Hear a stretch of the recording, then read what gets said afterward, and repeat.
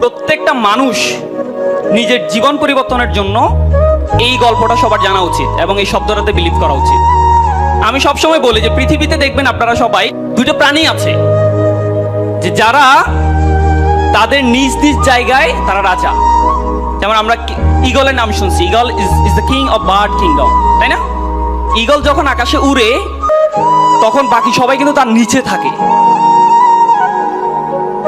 এবং সে সবসময় বিলিভ করে যে I am the king of the bird kingdom. আর ঈগলের এক বাচ্চা, ঈগল একবার কি করছিল, ডিম পাড়ছিল। তো ডিমটা পরে ওই যে মুরগি যেখানে হয় সে জায়গায় ডিমটা পড়ছিল। তো এই ডিম থেকে যে বাচ্চা বের হয়েছে এটা কার বাচ্চা? বাচ্চাটা কার? কিন্তু আছে কাদের সাথে? এখন এই বাচ্চা যখন ডিম ফুটে যখন বাচ্চা হইলো তখন সে তার আশেপাশে দেখতেছে সব মুরগি, এমনকি সে নিজেকে ঈগলের বাচ্চা চিন্তা করবে? করবে বলেন? সো নিজেকে বরাবরের মতো ওই মুরগির বাচ্চাই চিন্তা করলো। করে যখন সে একটু বড় হচ্ছে, লাফাইতে দেখে, তার মাকে বলতেছে যে এরা লাফাই কেন, এত লাফাই কেন? বলছে তুমিও পারবে একটু লাফাইতে। তো লাফায় এতটুকু উঠে। সে বিলিভ করছে যে মুরগি মানে হচ্ছে এর চেয়ে বেশি উঠতে পারে না, তাই তো নাকি?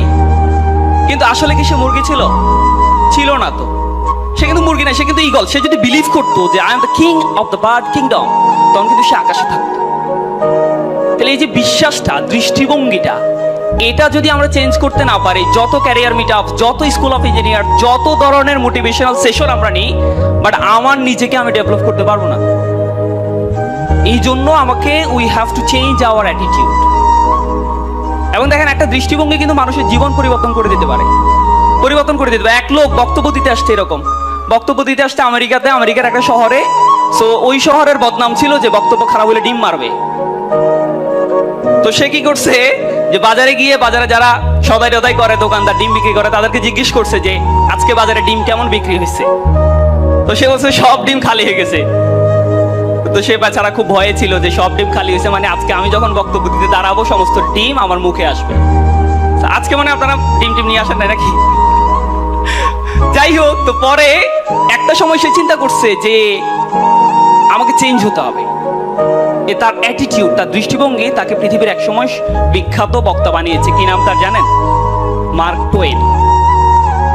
প্রথম দিন কিন্তু সে প্রচুর পচা ডিম তার মুখে আসছিল। এই যে অ্যাটিটিউড, এটা যদি চেঞ্জ করতে পারি না, আমাদের সবার জীবন চেঞ্জ হয়ে যাবে। আপনি হয়তো অনেক টাকার মালিক হতে পারবেন না, আপনি হয়তো উত্তরায় গিয়ে এইভাবে তাকাইতে হবে, কিন্তু আপনি যদি বিলিভ করেন যে না আমার দৃষ্টিভঙ্গি ভালো, আমি রাইট অ্যাটিটিউডে বিলিভ করি, আপনি তখন কমলাপুরের কথা চিন্তা করবেন। আপনি তখন আমাদের যে তেজগাঁয়ে বস্তি আছে সেই বস্তির কথা চিন্তা করবেন যে আমি তো তাদের থেকে অনেক ভালো আছি। তাহলে কি আপনি খারাপ ফিল করবেন না একটু ভালো ফিল করবেন? চাকরি বানে, পিজিসিবিতে চাকরি বানে, পিডিবিতে চাকরি বানে, তো কি হয়েছে? এরকম তেজগাঁয়ে ঘুমাচ্ছে অসংখ্য মানুষ আছে না? তারা কি ড্যাফোডিল ভার্সিটির এরকম এসি একটা অডিটোরিয়ামে এসে বসতে পেরেছে? পেরেছে বলেন? তাহলে আমি ভালো আছি না? সো এই দিস ইজ অ্যাটিটিউড। আর একটা গল্প বলি, the king of the jungle, নাম কি? Lion.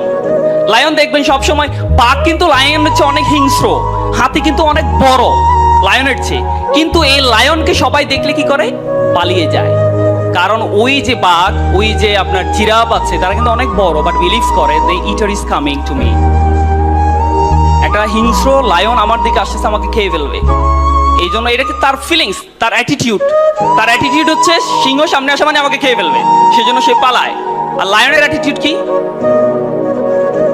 I need to take my lunch. I am so much hungry. সামনে যা আছে সব খাই ফেলতে হবে। কি জিরাফ, কি এলিফ্যান্ট, I don't care, আমার খাইতেই হবে তাকে।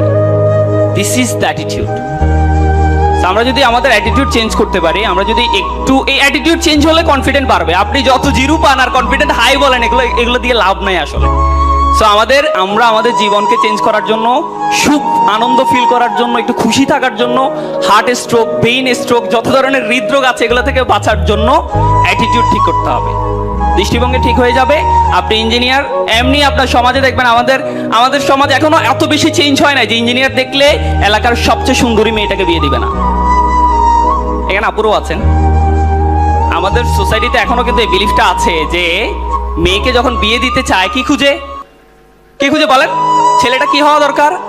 হয় ডাক্তার, না হয় ইঞ্জিনিয়ার। আমরা আছি না তালিকায়? যদি আমি বিয়ে করে ফেলছি আসলে, ঠিক আছে না? সো আমাদের কিন্তু সোসাইটিতে এখনো ভ্যালুসটা অনেক বেশি। কেন এত বেশি হতাশ হব আমার জীবন নিয়ে, আমার লাইফ নিয়ে?